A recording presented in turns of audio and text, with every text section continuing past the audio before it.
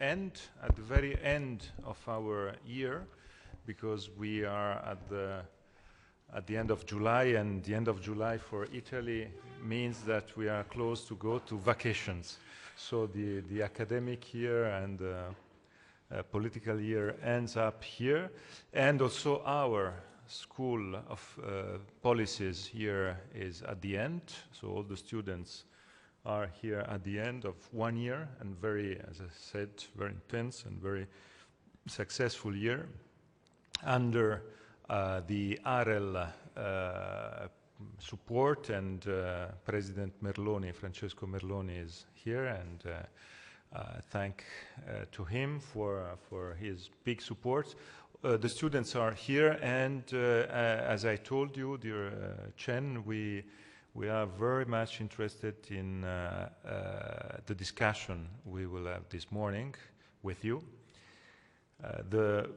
One of the discussions we had this year with the students was on the big change in the multilateral system, the international relations, and also in the framework of the international institutions, and the rise of the G20 as one of the important new institutions at the multilateral level was one of the most interesting points for us. We studied during this year the G20, the role of the G20, the fact that the G20 was the outcome of the financial crisis, and the G20 was a way also to overcome the stop to the reform of the UN Security Council that in the 90s, also because of Italy, because Italy was always against the main idea of reform that Germany and Japan proposed. The idea was at the beginning of the 90s, the idea was the name was quick fix. So the idea to add just Germany and Japan as full members of the UN Security Council, and then to continue with the rotating system for the others. And of course, Italy was against, because we said, hey, we lost also the war. Not only Germany and Japan lost the war, the Second World War. We said we lost too the war. So we want, as Italians, to be also part of this reform. Of course, we said the idea of a quick fix, so the idea to add to the P5, just two members, was a very, very bad idea, I think. And we, as Italians, with other 60 countries, we presented another proposal, and the proposal was the half-rotating system. So the idea was to have 5 plus 10, so the P5 plus 10 countries with a system in which you are part one time you are part of the council, and one you are not part of the council. And this rotating system was a good idea, because it was also the idea with other important powers like Brazil, like India, Mexico, Argentina, and Spain, and others.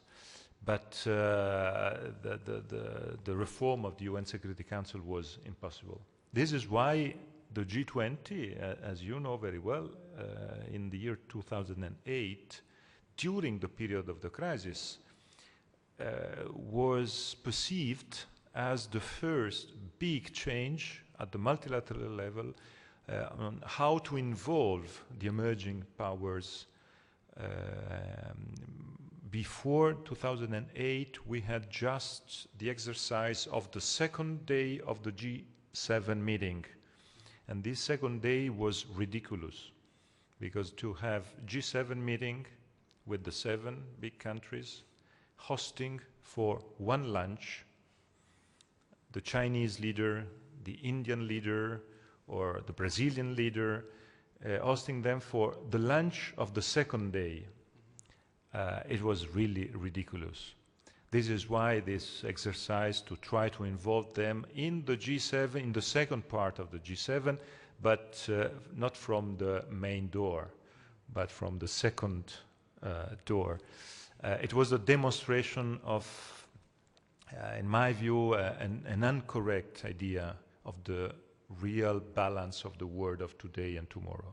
The G20 was exactly, in my view, the correct outcome, because we understood that the world of today is a world in which the involvement of the main Asian powers, South American powers, African powers, new powers too, was decisive to create a different situation in which we can share responsibilities and we can share decisions.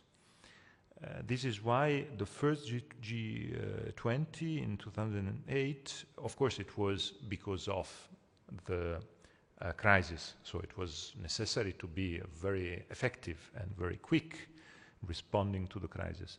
But we had two periods of the G20 story.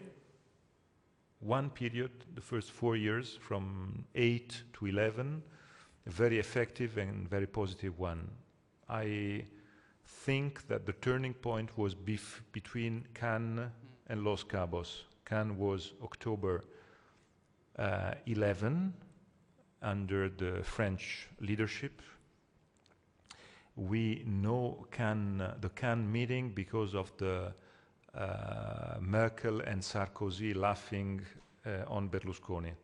It was for the Italian public opinion a very important event because of this scene on the stage.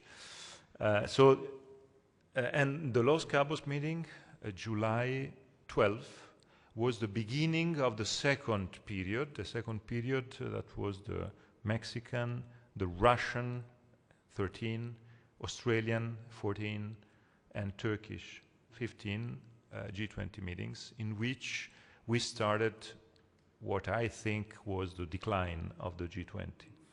This is why, and this is why this meeting today, this year, can be the turning point. We can enter a third phase of the G20 history, and the third phase is based on the success of China, of the Chinese leadership. China wanted very strongly the leadership of the G20. They asked to be leader of the G20. Their candidacy was very strong supported, and the fight was not easy because the other candidate was Japan. Japan was candidate to host the G20 in 16. At the end of a big compromise, a very complicated compromise, Japan this year hosted the G7 and China the G20. So we are waiting for the meeting 4th and 5th of September, if I'm not wrong, in China, and this meeting will be very important for the future of the world in the period, in dire straits in which we are living, and the role of China will be very important. This is why we asked Chen Zhimin, a good friend, really a good friend, with a very good, strong cooperation with Sciences Po in Paris, and we met there. But his university and his school has also very good relationship with Italy too, with Louis. So we met in Paris. We had very good cooperation this year, and I visited Fudan University last May. And this cooperation is so successful that I asked Chen to be here with us. It's a big privilege for us to have Chen here. His speech here will be on the G20, and we are, of course, very pleased to have you here and to listen your point of views, your informations, your idea on the G20 we are having in September, and what will be the Chinese idea the Chinese frame of the G20. And this is why I stop immediately. I give you the floor. Chen will speak for 30, 40 minutes. Then we can have a Q&A session period. You can go there if you want. You have slides. So ready to go? The floor is yours. Thank you. Okay.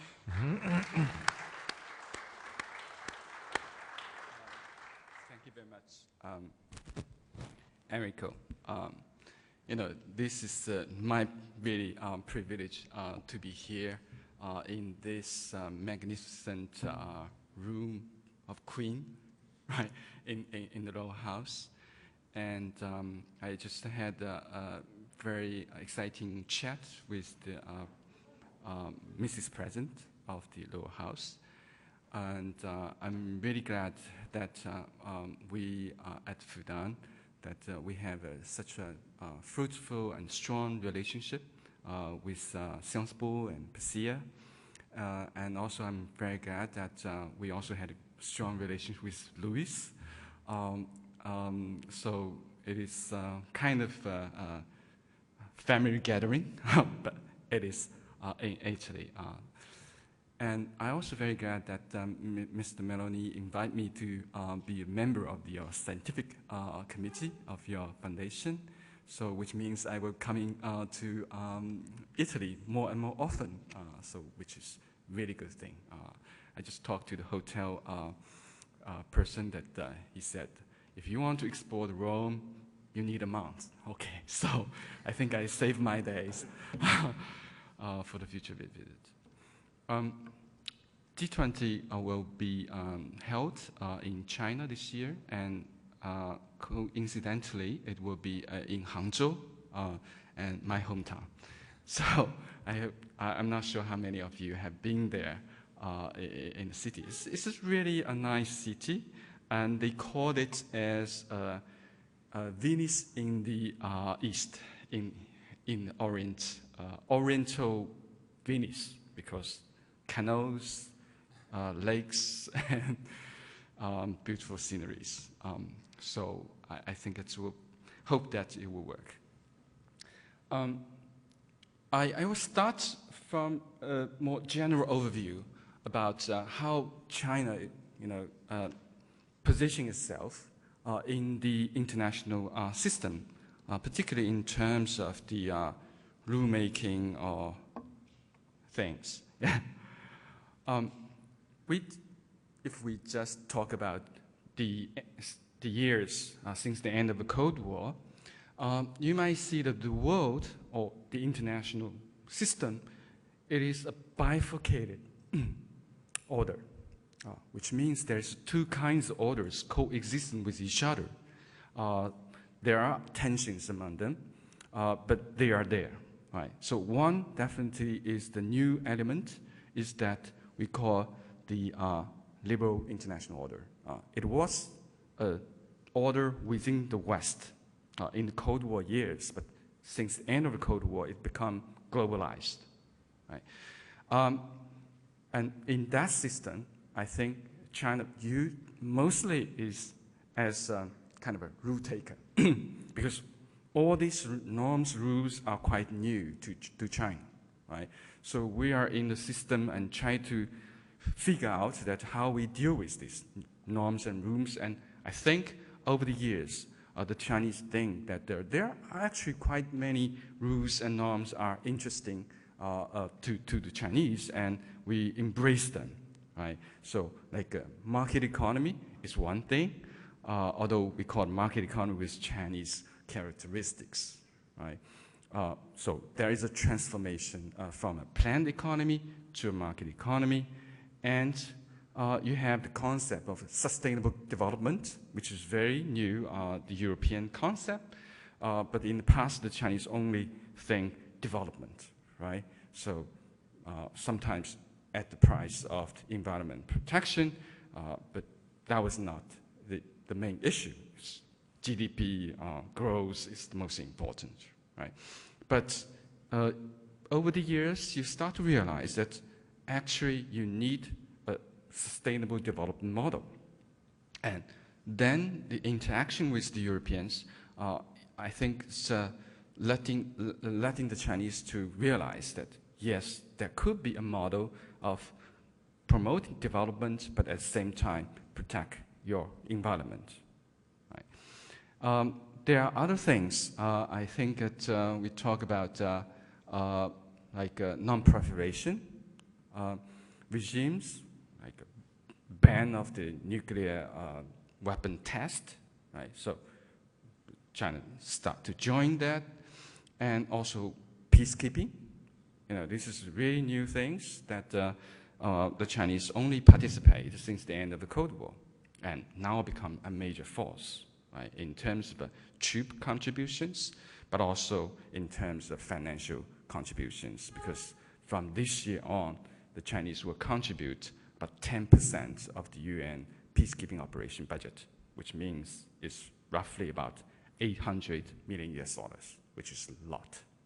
So we'll be the second largest financial contributor to UN peacekeeping operations. But there's another dimension of this international order. We call it the UN Charter-centered order. So I think within that order, the Chinese is a rule keeper. We try to defend the basic principles like the sovereignty, non-interference, or how we resolve the conflicts through peaceful means. Because these are the rules are very much challenged by the liberal international order, right? Humanitarian intervention, or even responsibility to protect human rights, and this globalization, right? So I think you have to defend some of the rules there, but you also understand that how you try to find some things that could integrate these two orders, because otherwise they would be pitting against each other, right? So I think it's the Chinese try to, at the same time to defend these basic principles, but also at the same time to embrace, the new norms and the rules, and try to ensure that these new norms and rules can bring benefits to the all. But now I think we are entering a new stage. Is that the Chinese start to think that they need also to be involved in the rule making, because in the past, as a rule taker, you are a passive player, or if you are a rule keeper, you are a defensive one. People are talking about China as a veto power. We know that what we really don't want, right?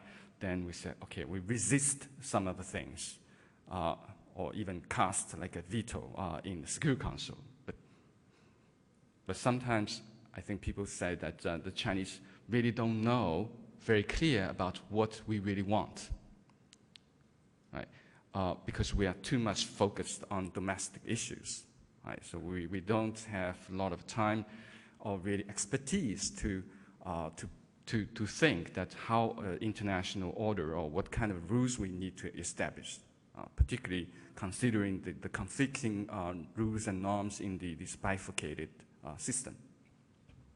But now I think the Chinese start to think that we need to do, and to do that with the other players, because I think that China is still developing countries, even though if you come to some of the cities like my city in Shanghai, yeah, some part is quite fancy. So I think the students will be very happy to spend some time in Shanghai, because it's a nice place. Right? But there are many areas that we're still very much under development. Right? So our GDP is only about 12 to 13% of the world total, and we are still ranked around 80s in terms of a human development index or per capita GDP. Right? So you still need to focus very much your energy, your resource at the domestic development, And we are entering to a more difficult stage of socio-economic development. You have so many challenges at home, right? Slower economic growth, environment problems, social justice issues, inequality, corruption is a big issue, right? And also we have this national unity issue that's resolved for so many decades.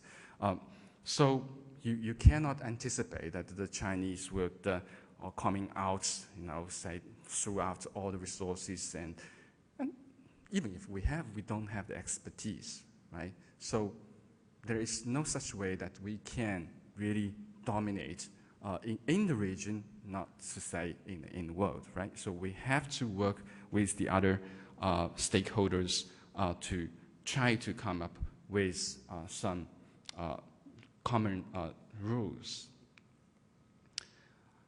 But to do that, try to play a more proactive role in shaping or making these new roles in the world. I think there is two channels. There's one is we call the inside game, which means that how we can create the inclusive institutions with all the major players that are members to it, and to reach consensus or compromise, right, within that framework, and to come up with some new rules. Right? That is certainly the preferred approach for the Chinese, because otherwise you will left some countries out, and they were unhappy. Like Enrico was talking about in the past, when the Chinese and others are left out of the G7 process, we are not very happy.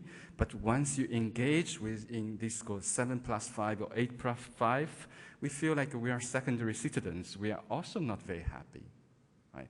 So I think we need kind of inclusive institutions and framework, and try to come up with this consensus or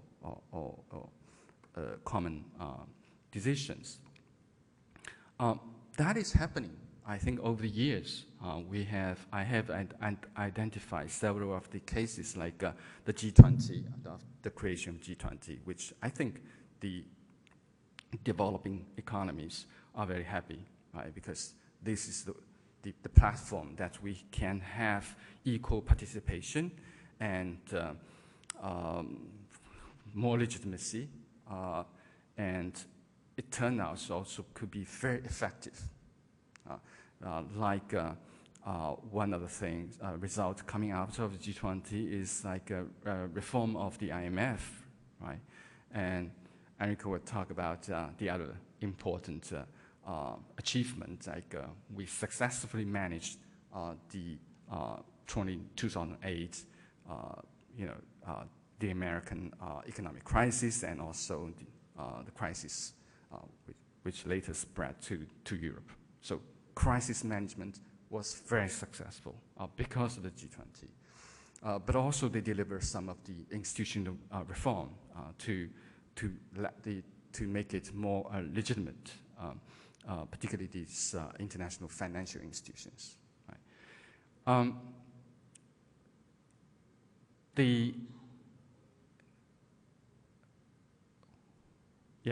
Even on some of the political security issues, there are cooperations among these major countries, and they find, I think, a good solution to the Iranian nuclear issue. There are other things, right? But since then, Enrico talked about the second stage. Actually, in a broader picture, I think it's also that is the case, is that you had a very high expectation of this so-called global concert, right? Through like 2008, 9, 10, maybe till the 11, maybe, yeah. But then you see that this spirit of cooperation is somehow lost. So I said that the concert is falling short, if not falling apart over those years. we see this uncoordinated devaluation of the major currencies. First started the US dollar, then the Japanese yen, then the euro, and then the pound, right? And now the Chinese RMB, right? So it's kind of creates more instabilities in the international financial system. And also, when the 2010 IMF reform, was a very gentleman's agreement. That new economies, they promised that we will contribute more financial resources to the IMF in exchange that the IMF would allocate more voting rights to these new economies. Particularly, certainly the Chinese will get a little bit rise from a 4% to 6%, right? But even that very modest reform was rejected by the US Congress for the next 5 years. Right? So the Chinese said, how we play this game? Because you don't follow the rules. Right? Then we see that under certain countries, I think here Japan is certainly play a very important role. They try to revitalize the G7. Now the Russian was kicked out, right? And then some countries very much like the idea that we still need the G7, the major Western powers, to set the agenda, to set the rules, and then export to G20. That is clearly, I think, it's the Japanese idea. Right? Then we have this is called, you could say, a kind of new Cold War between the Russia and the West. Right? This happened in these years. And also our relationship with the United States, we see quite some competition, tensions there. And the Middle East is entirely in chaos. Now we have even the Turkish case. So then what? There is an American scholar in the 1970s that he wrote a book about the Albert Hirschman, that exit, voice, and loyalty. Just deal with that. If one member of the group, or a company, that he's unsatisfied with the policies from the leadership, the managers, what do? You have an option to voice from within. Tell your managers that your policy, I don't like it, right? I want you to change. But if the manager didn't listen to you, then what do? Right? So you try to exit. This is not an option. I leave your company. I go out. I set up my own. Right? So that would be kind of a challenging. But there is a combination of that, is that you try to enhance your voice with a threat to leave. You pretend to leave, right? Then raise your bargaining position vis-a-vis your manager, right? So I think that is part of the reasons that the Chinese start the so-called outside game. That is create new institutions outside the mainstream institutions, like World Bank and IMF, right? So there is a number of regional institutions, or we call the multilaterale institutions, has been created over the years. But to be more clear, I think we can define, the different natures of these new institutions. One, I think, that is the kind of new regional institutions that they were set up in the context that there was no such a regional institution before. Then you create that, which might be supplement, the overall international institutional arrangement, because you enhance this regional governance, right, where there was no before. So you might complement the overall global governance. And then you might have some institutions we could reinforce the main institutions because these institutions, they add capacities to the existing institutions. I had these two cases, like they call the Qingmai, we call it initiative multilateralization. It's basically East Asian Monetary Fund. But they said 70% of the money, if they want to loan to the members, they has to be tied with IMF decision. Right, so it's actually strengthened the IMF, but with additional resources. But then there is like new parallel institutions has been created, which on the one hand, to provide new resources, like the Asian Infrastructure Investment Bank or the New Development Bank, which are now created in Shanghai, right, among the BRICS countries.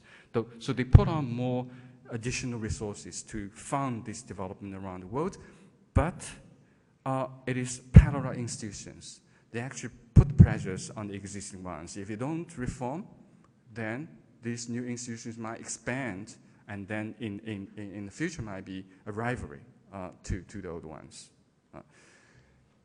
I think on that part, it is working. It is not an exit strategy. It is not say we are creating a parallel world by the new countries, particularly the Chinese, right?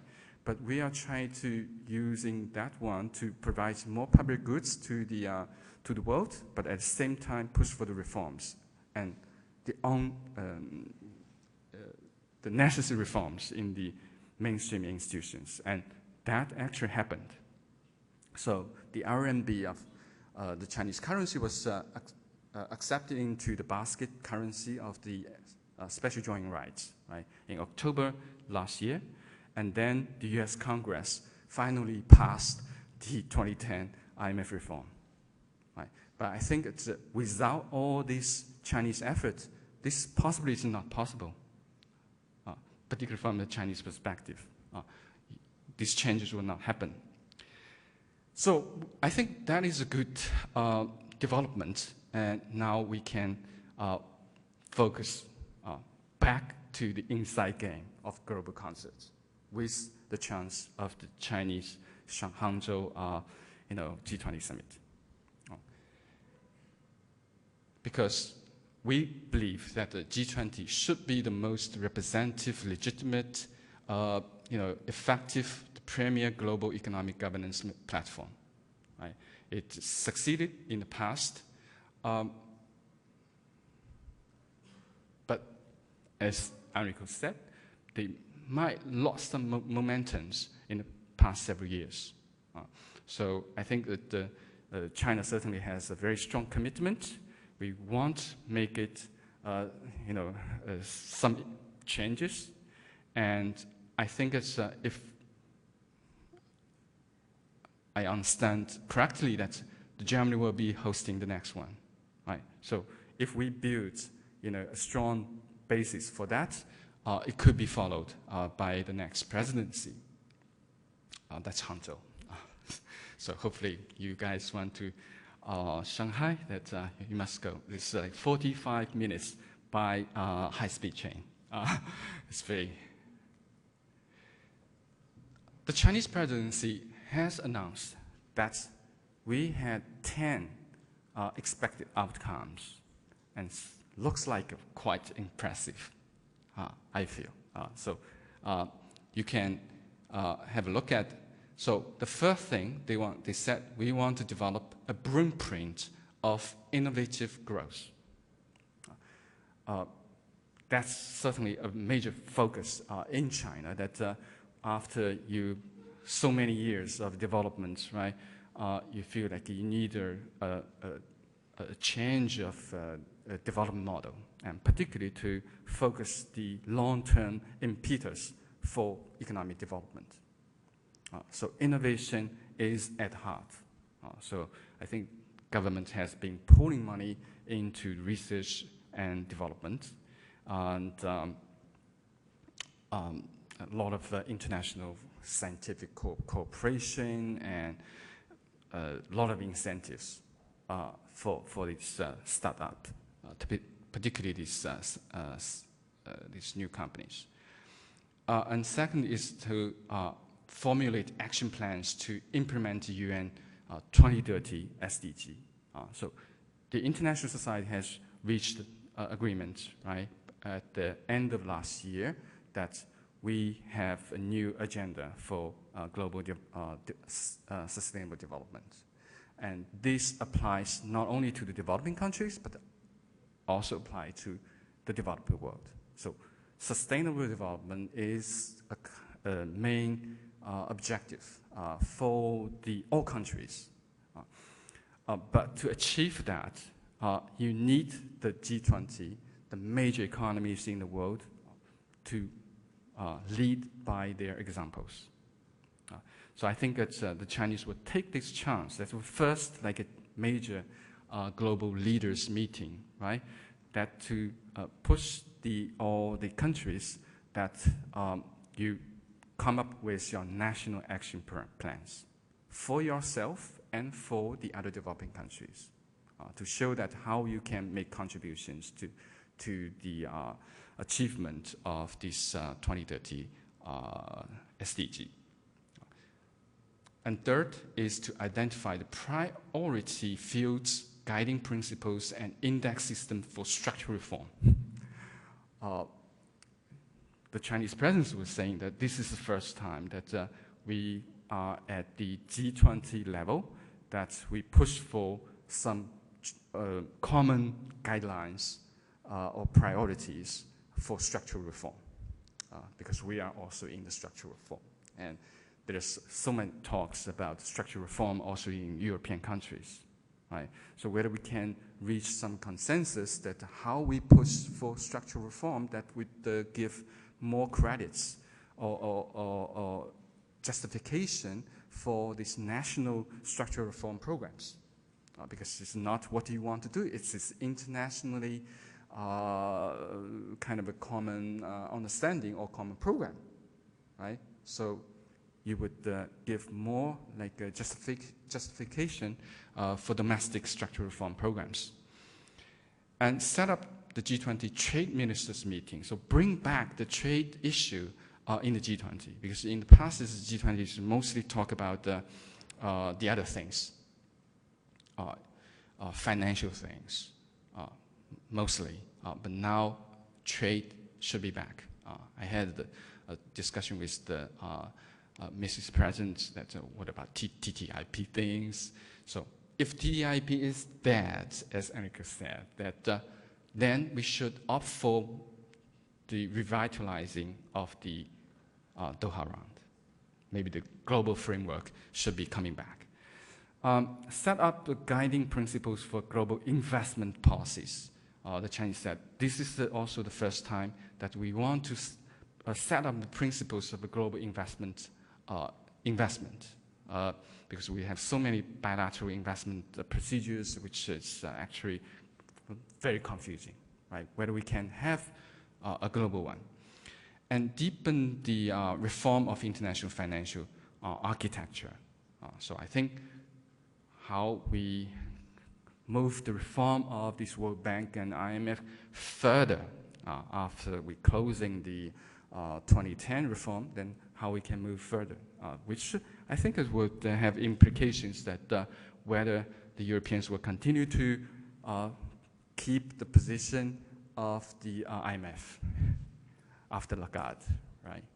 So we should open up for candidates from other regions. And then anti-corruption. This is a very Chinese agenda too, but the becoming a G20 agenda, that is how we can have international cooperation to support the anti-corruption efforts nationally. It's more about how to get back the fugitives, right? And how to recover the assets they brought to the other countries. This is a very Chinese agenda, but I'm not sure that how much interest will be shared in Italy. Because people are talking about maybe hundreds of billions of these assets have been transferred to outside China, right, by our corrupt officials. Then to support the industrialization of Africa and least developed countries, because this is part of associated with so-called SDG agenda, right? But also I think the Chinese feel like we could play a good role by investing in the infrastructure of other countries, help the others to build manufacturing capacities in other countries. We hope that this is also a position shared by other G20 members. To draw up entrepreneurship action plans, so how to make people to start new companies. So I'm going back, we are having this called G20 side event, Y20. We had also Italian delegation, they have 5 students, young people were coming to Shanghai.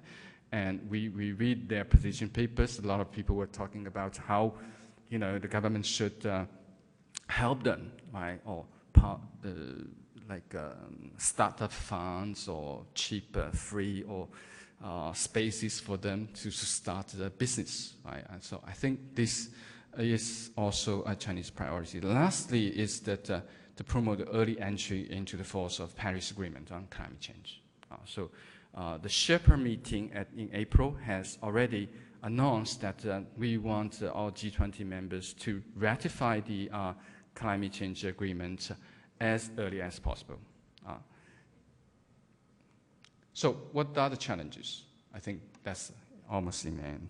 I think the challenge is also very much there. Political distractions. There is so many other issues, terrorism, right? Domestic political instability, like we have seen in Turkey, right? Brexit, right? Maybe Italians would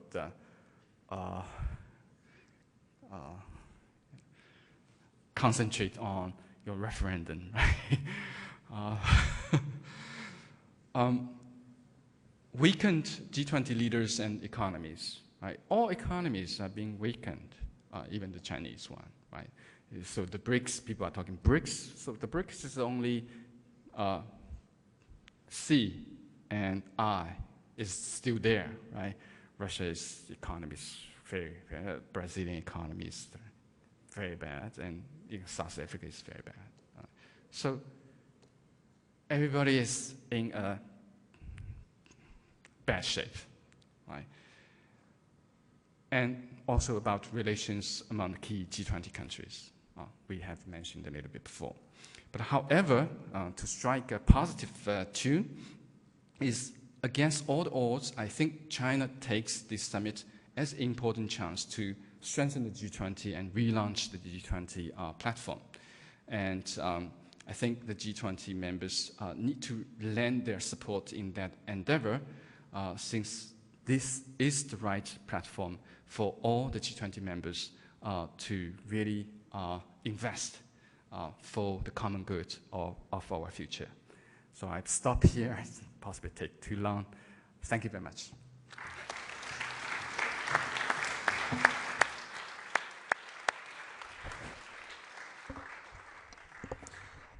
Thank you, really thank you. It was exactly what we expected, and more than we expected, on the scenario in which the G20 will take place in September. The 10 outcomes, the 10 expected outcomes, and also the way in which in China you are preparing yourself for the G20 and you are taking this leadership. So there are many subjects and many possibilities to open up our discussion. So I would like to ask all of you to take, Chen will be ready to take all your questions, maybe also the most controversial questions on how in China the preparation of the G20 is taking place for the discussion among the the leaders, the people, the civil society, and so on and so forth. But I don't want to stop your discussion. So please.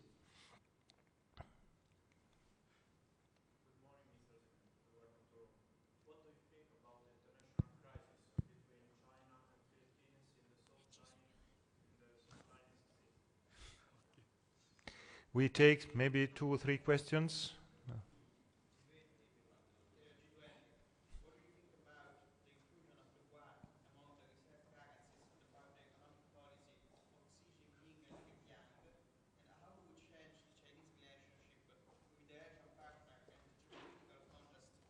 Maybe you have to repeat from the beginning. Yes. What do you think about the inclusion of the yuan among the reserve currencies and about the economic policy of Xi Jinping and Li Keqiang, and how would change the Chinese relationship with the Asian partners and the geopolitical context of Asia after the introduction of TPP?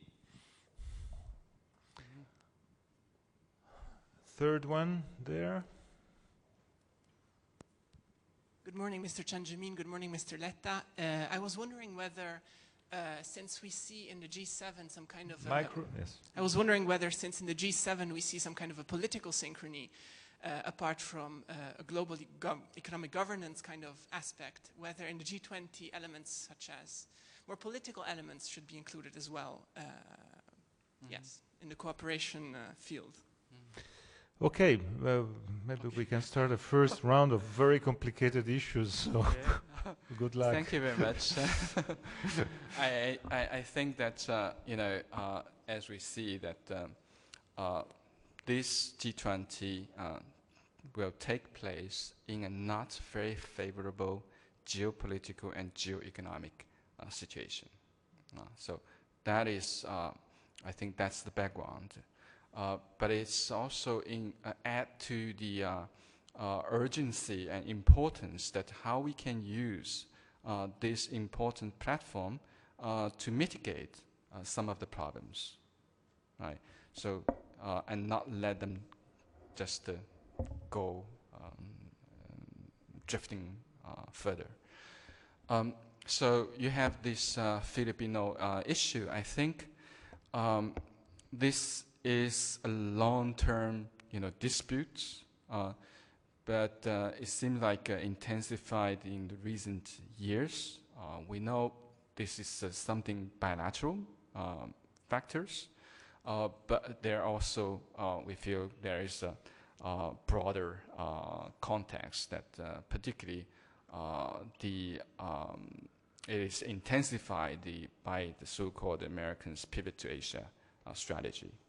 So in basic understanding in China is that the United States want to create some of the problems between their major, called competitors, with their neighbors. So they succeeded in pitting the Russia against the other Europeans, right?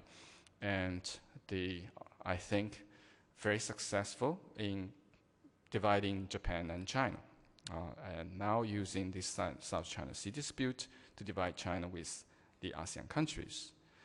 But I also say that certainly the Chinese policy might also play the role in this development, because I think that over the past several years, the Chinese also put more emphasis on how to ensure or secure our maritime interest. Right. We had this tribal decision, and also the Philippines has a new government, right? So I think for the Chinese approach is that we certainly will not recognize, right, that tribal decision, but we try to relaunch our negotiations with the Filipino new government, and new government expressed that it is willing to do that. So I think there are, compromising grounds there, is that how seriously the two sides want to exploit that possibility, and refrain from those kind of incidents that will lead to further escalation. So far, I feel it is possible. Mostly everybody are playing cool games. So hopefully we'll see the situation will be quieted and people play, more serious negotiations to put aside the problem or find some of the solutions step by step. But I just feel like it is very difficult that the 5 person in Hague, they can make a decision to solve such a long-term and such a big disputes between China and our 2 or 3 neighbors. I'm not sure, because Europeans, Mogherini's new strategy paper is asking to sort of build a rule-based international order, right? Secondly, I think it's, you might have 3 parts, right, of the questions, or if I understand this, there's 2 parts. One is the TPP issue, the one is the geopolitical problem, right? Yeah, I think geopolitical is a problem. It's a problem, and particularly how we can engage the United States to more seriously involve in the G20 process. At the moment, their administrative level is very much involved, but then, this is their election year, so that is why we had this September, right? Because if you go later, they are in the election, right? And Obama is leaving, so how you can, he can make a very serious commitment, which will be bounding for the next president. Maybe for Hillary it's okay, right? But Trump, he tried to overturn the whole table, right? So we should not have too much expectations, but I think we might take this chance to start the beginning of the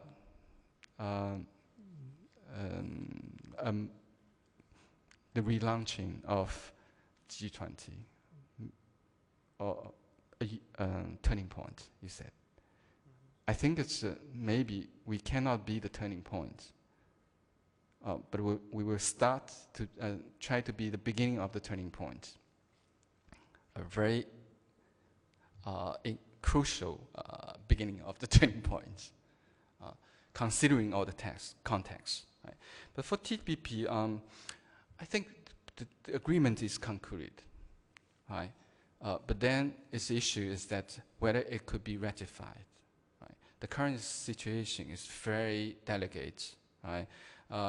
If Hillary wins, even if she voiced some oppositions to this agreement, but I would guess it's more like a election rhetoric.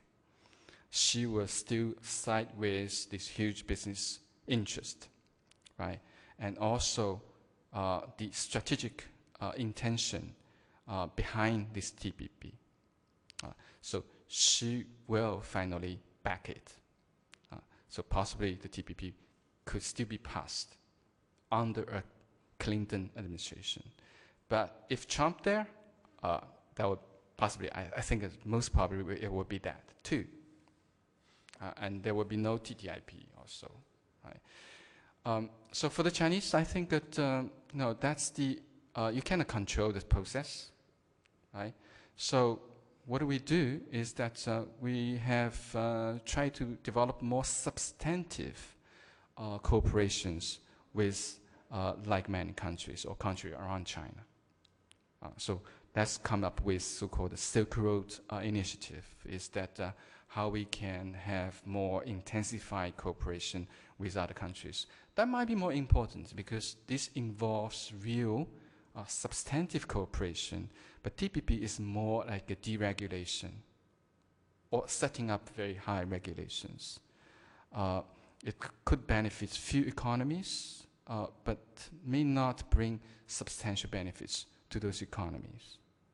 So I think, yeah, should be okay for China. What is the third one? The last. Oh. Can you repeat? Oh yeah, okay. You said whether we need to have a political agenda in the G20.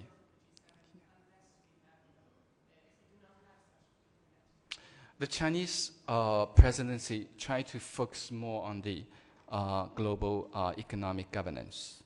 That was the original mission of the G20.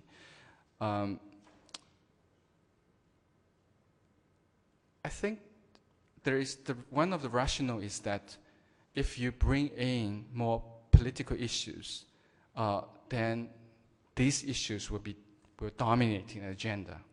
Then you don't have enough time to devote to the economic issues.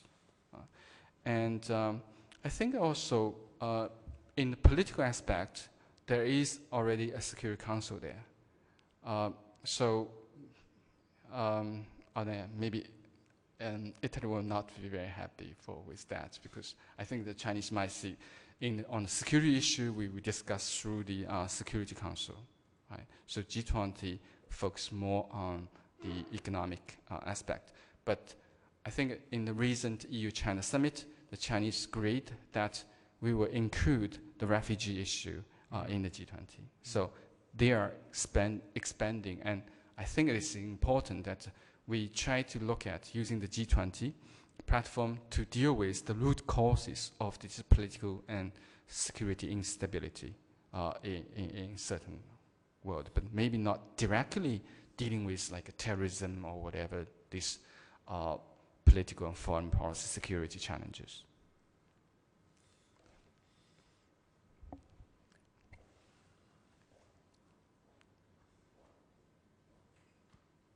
Good morning, Mr. Chen. Yeah. I have basically 3 questions. The first one is after yesterday press conference from Commissioner Katainen, the economic market status from the Chinese side is still an issue. The second is if during the G20 they will be discussed about the North Korean issues, and if you think that it's possible that North Korean can make some kind of provocation, because actually the period between September and November, they used to try to test some ballistic or nuclear weapon. And the third one is if there is the UN issues on the G20, have you tried to push the liberalization of the UN during the summit? What is the UN? Yeah. I think that, yes, I read the news that the Commission has done the assessment, right? Then there's a kind of a general position on the so-called market economy status or China's accession agreement, Article 15, right? Because the European Parliament has strongly opposed of granting China so-called market economy status. So I think there is one technical change is that we're not talking about granting China market economy status, but more tackle the substance part, is that when you do these anti-dumping investigations that you don't use the third country price, right, to judge whether your products is dumping or not. So in substance, actually, that's this market economy status. But I think it's clever for both sides that we avoid the name of market economy status, right? I did, in Shanghai, we had a class and we did a simulation on that, right? And I think the overall position or outcome would be a kind of yes, but. And I think the Commission one position is a yes, but, right? But, and to tie with so-called steel production over capacity, and also tie with strengthening of the EU's trade defense measures. You can do quicker anti-dumping things. I hope this is the the solution. And Enrico was in Shanghai. I interviewed you. I pushed a little bit, but said, you guys will find the solution, right? So possibly this is a kind of a solution in your mind too. And so I hope that will be the solution and would be supported by the European Parliament. I hope so. I don't think this North Korean issue would be really featured in the G20 because it's regional and because they are firing missiles every day, right? So I hope that we have other occasions to deal with that because this is too complicated. I don't think that a lot of leaders they really understand that kind of situation. Okay.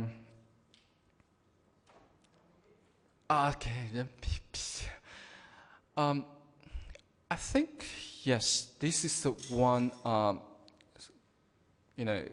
The effort for China to globalize the RMB, but at the same time, the Chinese will promote the bigger role for the SD, the special drawing rights, which is more like a common and also legitimate new financial instrument. So that's the I think two strategies, right? But if the United States not resist the expanding role of the special drawing rights, then the Chinese would, maybe make further efforts to make this currency more widely used. So there's efforts to build, to set up this currency swap arrangement and to assist the setting up these so-called RMB transaction centers in other countries, UK, some London, Frankfurt, and some Singapore and Hong Kong and some others. So I think that will be continued. I'm not sure that how the devaluation of our currency in the past year would have an impact on that. May I ask you something about Brexit? Mm-hmm. What was the reaction in China? How China reacted, and in your point of view, what is the what could be the consequences of Brexit in terms of the general relationship between Europe, the European Union, and China, mm-hmm. and of course between the relationship between the UK alone mm-hmm. and China. How do you see this new perspective? Mm-hmm. No, I think it's the Chinese relationship. First of all, do you think that Brexit is Brexit, or maybe we can have a return or something like that? Is it at the end of the day a Brexit forever or not? What is your perception from China? I think the situation is a bit ambiguous. It's that usually in the very beginning, people say, okay, the British people vote to leave, and then you think they will leave, right? And then they were, I think it's a very fuzzy, muddy situation now. But I would say that I think it's once maybe a few days ago, I was speaking to a group of foreign students. I said, the British has made a decision, so they have to behave like a man and leave, right? Negotiate a deal and leave. Because if you linger on, stuck there, you will be a second citizen in the European Union. It will not serve them a lot of interest. But there is possibility that they will not leave, because if the process takes too long, there is a change of a government, and maybe that involves another referendum. What if that next time their situation is bad and then they vote against it because only few percentage, right? But for the Chinese side, I think no. If I'm like from a European experts' perspective, I think this is really bad because this is the first time that you're moving ahead, right? Expanding the membership, and now you have such a big country decide to leave. So this is big setback for the European project. It's certainly harm the attractiveness of this European project, not only to the Europeans themselves, but to the outsiders, because the belief that European integration will go further and further is destroyed. But in terms of a relationship, I think that the Chinese has always maintained what we call two-level engagement, right? With the European Commission, European institutions, but also at the same time with the member states. I remember that we have this so-called China EU high-level people-to-people dialogue. There is one with the EU and there is one with UK. And UK won that. Right? So this UK-China level bilateral engagement was already there. So I think that is will continue. But the problem is that UK will be out of the union. We see that the union will be weakened internationally. And also, possibly the union will turn more inward in terms of trade and investment policy, because UK is a big promoter for freer trade and investment. But it could be good for the Europeans on the continent that move forward on certain projects without the dragging behind by this British. So on the security cooperation, I think the Europeans now has a chance to move forward, to set up like a commanding headquarters of yourself and more pooling of your military capacities, strategic autonomy, and there are something you can do without that. The Chinese would support. No, we want UK in the EU because that is the way we have to deal with Europe and UK for so many years, and it's beneficial for our business.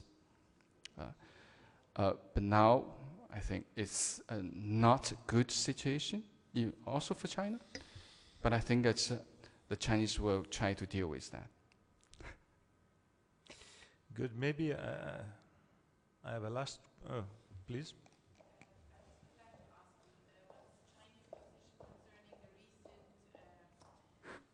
Developments in Turkey, and the recent development in Turkey concerning Germany and EU and NATO even. If it's possible just to have it in a few questions. I would like just to ask you, what is the Chinese, how do you see from China the development in Turkey after the kind of... the so-called coup d'etat. Exactly. Because, I mean, you surely understand that for Europe and for NATO, this is a very crucial point at the moment. Thank you. And maybe I add one point about terrorism. Do you expect terrorism raised as one key topic in the G20 discussion or not? Because it's clear that today in Europe, terrorism and the problem security is raising as one of the main concern of the people and public opinion, and then governments. Do you think that terrorism will be will be at the table of the G20 leaders suddenly, maybe? It's possible. Because Europe has such a big participation in the G20. So if all the Europeans say we want to talk about it, I think it will be talked about it. Although in certain, as I said before, it might distract because already the agendas are quite many on the table yet. So, but I think this is a really important issue. But the Turkey, it happened when I flew to Hamburg. And I had a PhD students coming, and she said, you actually fly through Istanbul a day after the coup d'etat. But it's the airport is okay, so she was able to come to our workshop in Hamburg. I haven't read whether the Chinese government said anything, but my position is that the government will not say many things because this is somehow a domestic issue, and you really don't know which side you want to stand, right?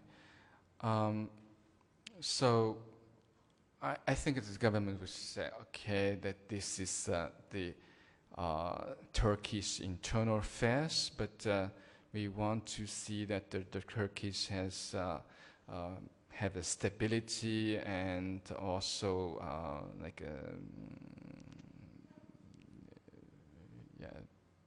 to do anything that in the interest of their own countries. That might be, if I interpret, could be the Chinese position, because I think this is very delicate. I only recently, just after that, to have some knowledge about what do you pronounce, the Gulen, Yeah. right? The religious leader that President Erdogan accused as the person behind this, right? But I have to say that as a dean, I'm not happy to see that he sacked all the deans. Maybe Eric, right? So many judges and so many university presidents. I don't think this is really the way. Right? It's bad, for I think for Turkey and also Turkey's relation with European Union and also with the United States. You now have a new, what called chaotic countries in your neighborhoods, because in the past, when Mogherini was drafting the global strategy, I think that she was talking about all these instabilities around the European Union, but I think that she didn't include Turkey there. Still see Turkey as sort of stable, right? But now Turkey is also destabilized. I think that's a bad thing. So we need to. But I know this is very difficult. It's more this European problem, I don't know how the Chinese can help something on that part. Very good. Thank you very much. A big opportunity.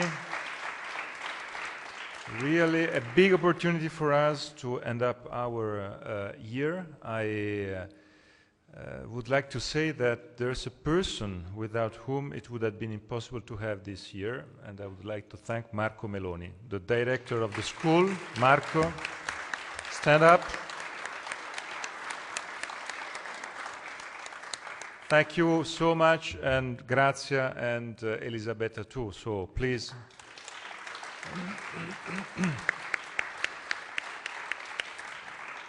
And as usual, at the end of these conferences with big speakers, global speakers, we will have a big picture here all together, so please join us here and we take a picture with Francesco Merloni too.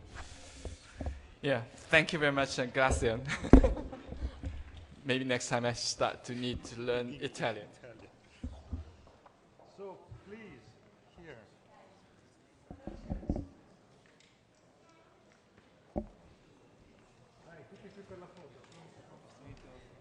Thank you for your conference. Francesco, all together, tutti insieme qua, dai. In mezzo, dai. No, in mezzo Francesco.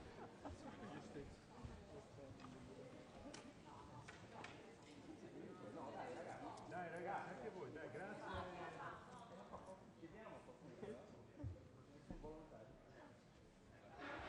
Stefano, ci fai la foto? Tra i tuoi molteplici compiti c'è anche questo.